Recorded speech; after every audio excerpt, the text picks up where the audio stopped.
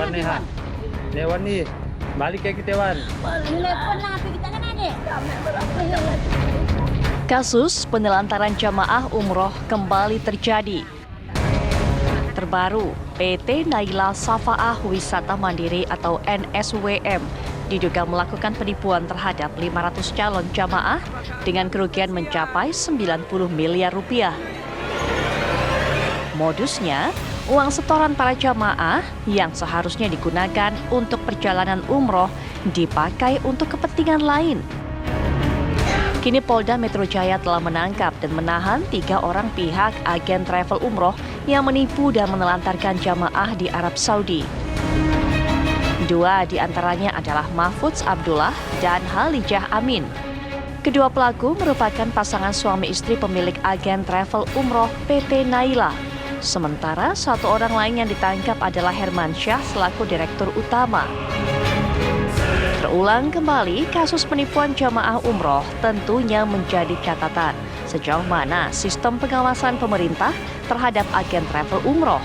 Apa yang seharusnya diketahui calon jamaah agar tidak mengalami penipuan saat akan menjalankan umroh. Tim TV One mengabarkan.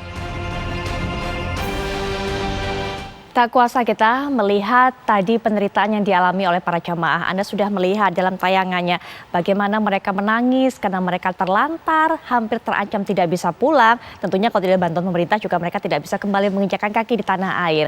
Padahal mereka sudah mengeluarkan uang yang begitu besar, menyetorkan uang yang begitu besar, hasil menabung sekian lama, ingin niatnya beribadah. Tapi apa yang kita lihat? Mereka malah menjadi korban penipuan, penelantaran. Sebenarnya bagaimana ini bisa menjadi salah satu hal yang harusnya diawasi oleh pihak pemerintah. Kita juga akan bahas apakah kemudian sebenarnya sudah bisa diketahui, karena kalau tadi kita lihat ini ada satu catatan diberikan oleh pihak kepolisian. Para pelaku ini adalah residivis di kasus yang sama. Pernah melakukan hal serupa seperti ini dan juga sudah pernah masuk dalam jeruji besi. Tapi mereka mengulangi lagi. Dan untuk bisa mendapatkan pandangan mengenai hal ini sudah hadir para narasumber di samping saya. Yang pertama adalah Bapak Mustali Sirot selaku Ketua Komnas Haji dan Umroh. Assalamualaikum warahmatullahi wabarakatuh. Selamat malam Pak. Waalaikumsalam warahmatullahi wabarakatuh Mbak Putri dan pemirsa TV One. Ya, dan juga yang berikutnya kita juga akan dengarkan bagaimana pandangan dari Wakil Ketua Umum Serikat Penyelenggara Umroh dan Haji atau SAPUHI, Bapak Alfa Edison. Assalamualaikum warahmatullahi wabarakatuh. Selamat malam Pak Alfa Edison. Selamat malam Mbak Baik, Putri dan ya. seluruh pemirsa. Pak Alfa, kami ingin sekali mengetahui karena sudah sempat saya singgung tadi bahwa para pelaku ini ternyata pasangan suami istri residivis, pernah melakukan hal yang sama begitu. Apakah dari pihak SAPUHI ini sudah pernah mengetahui track record dari para pelaku ini, Pak? Boleh saya sampaikan kalau Naila Travel ini pertama bukan dari anggota kami, Bu. Jadi bukan termasuk anggota? Ya, jadi perlu disampaikan di penyelenggaraan umroh haji ini ada beberapa asosiasi. Ya. Nah, salah satunya asosiasi yang tadi disebutkan kami itu berada di Syarikat Penyelenggara Umroh Haji Indonesia.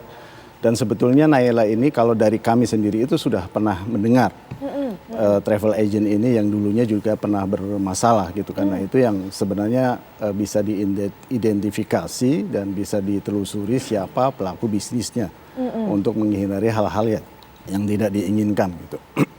Ya Pak Alfa, sepengetahuan Pak Alfa mungkin dulu kasusnya PT Naila yang pernah terdengar permasalahan ini seperti apa?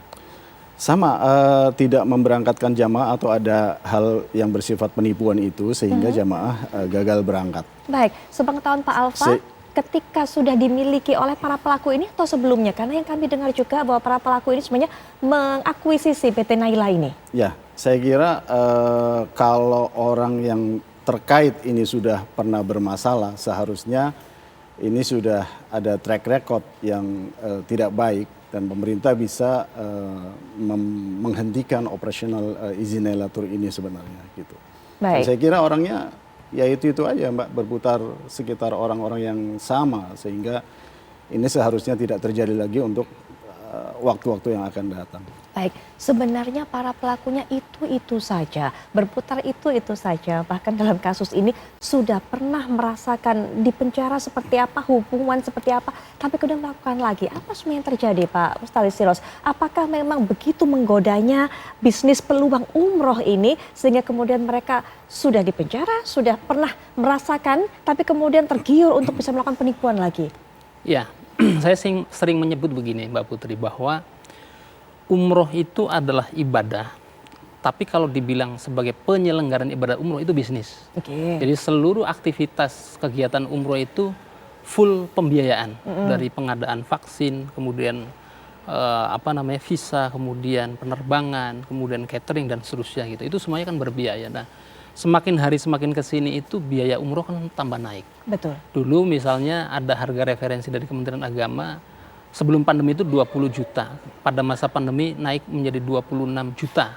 Nah sekarang setelah pandemi relatif turun begitu ya. Ini harganya naik lagi. Bahkan yang saya dengar itu minimal itu di kisaran 35 juta hari ini, bulan Ramadan. Dan nanti di akhir Ramadan ini juga akan lebih naik lagi. Nah ini apa? Ini kan ada putaran uangnya sangat besar. Dan bahkan hari ini kurang lebih sudah ada dari Agustus 2022 sampai dengan Maret ya, atau awal April hari ini itu kurang lebih sudah 1 juta jamaah umroh yang terbang ke sana. Nah ini akan terus meningkat di 10 hari terakhir dan awal bulan Syawal nanti. Nah makanya potensi sangat orang-orang yang mencoba mencari keuntungan dengan tidak baik begitu atau melawan hukum itu sangat mungkin.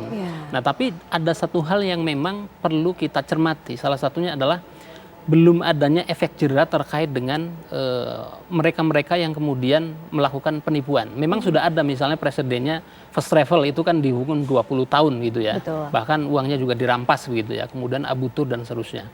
Nah, sekarang ada sebuah era baru gitu ya. Dengan adanya Undang-Undang Cipta Kerja, sesungguhnya hukuman bagi mereka yang menipu dan merugikan penyelenggaraan umroh itu relatif tinggi begitu. Betul. Ya, yaitu 10 tahun dan atau denda sebanyak 10 miliar. Nah makanya dengan adanya langkah yang dilakukan oleh Polda Metro Jaya, khususnya jajaran Dirkrimum Polda Metro Jaya, kita sangat apresiasi. Baik. Ini supaya paling tidak memberikan efek. Dan kalau si MA itu pelakunya itu kan salah satu ownernya PT NSWM itu kan waktu-waktu lalu memang sempat di penjara berurusan dengan hukum, tapi hukumannya kecil Mbak, bahkan cuma menjalani 8 bulan begitu ya. Baik Pak. Nah maka dengan adanya proses yang baru ini kita berharap ini ada efek jera kepada mereka-mereka itu. Itu dia, tidak ada efek jera selama ini, mungkin kita berhenti sampai poin itu, nanti kita akan lanjutkan kembali bagaimana kontrol semuanya harus dilakukan. Kemudian Pak Alfa juga bisa berbagi informasi kepada kita semua. Masyarakat ini kemudian bagaimana harus mencari